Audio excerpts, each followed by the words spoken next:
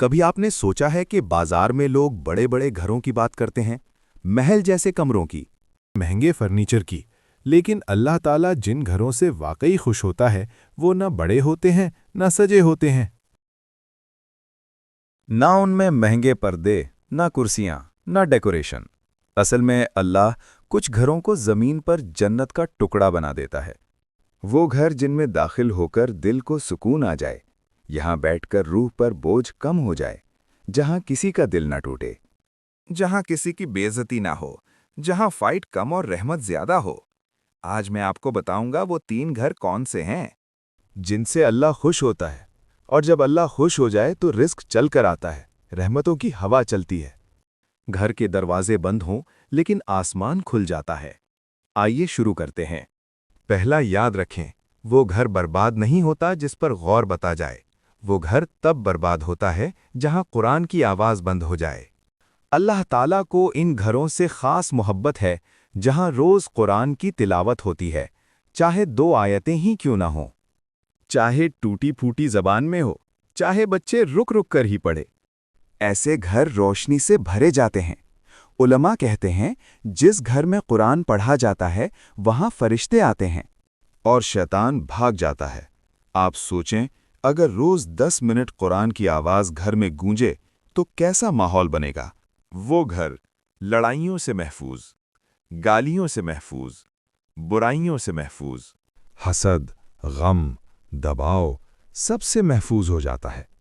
اور سب سے بڑی بات، قرآن گھر کو غریب نہیں رہنے دیتا۔ دوسرا یہ وہ گھر ہے جسے اللہ زمین پر جنت کا درجہ دیتا ہے۔ ماں باپ کی دعاؤں میں جو طاقت ہے وہ کسی تعویذ، کسی مولوی، کسی پیر میں نہیں۔ جس گھر میں ماں باپ خوش ہوں، اللہ اس گھر پر اپنی رحمت کے دروازے کھول دیتا ہے۔ آپ دنیا میں جس سے بھی لڑ لیں، لیکن اگر آپ نے اپنی ماں یا باپ کا دل دکھایا تو یاد رکھیں اس کا اثر پورے گھر پر پڑتا ہے۔ ماں باپ کی قدر کرنے والے گھر میں غربت بھی آئے تو لمبی نہیں ٹھہرتی، تنگی آئے تو جلدی دور ہو جاتی ہے، اور دشمنی آئے تو ہار جاتی ہے۔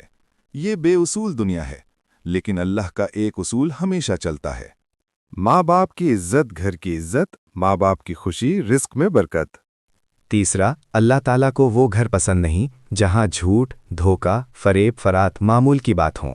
وہ گھر پسند ہے جہاں لوگ ایک دوسرے سے سچ بولتے ہیں، جہاں لین دین ایمانداری سے ہوتا ہے، جہاں بچے والدین کے سامنے جھوٹ نہیں بولتے، جہاں شوہر بیوی سے دھوکہ نہیں کرتا، جہاں بہن بھائی ایک دوسرے کا حق نہیں کھاتے۔ ایسے گھر میں رزق خود چل کر آتا ہے، اور رزق صرف پیسہ نہیں، سکون، نعمتیں، صحت، آسانیاں سب رزق ہے۔